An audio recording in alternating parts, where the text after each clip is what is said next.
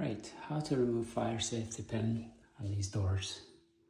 You can see there is one little pin there, one little one there, and one there.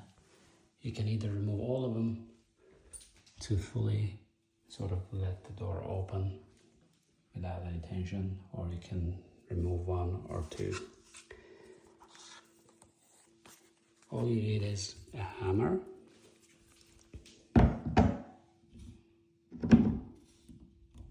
just place it like that.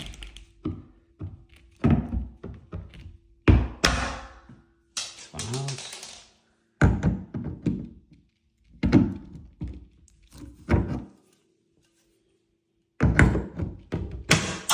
Second one out.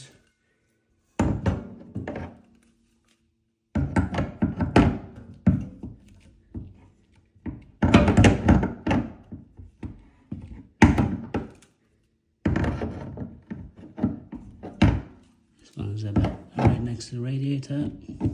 There we go. And that lets you open the door and it doesn't close by itself.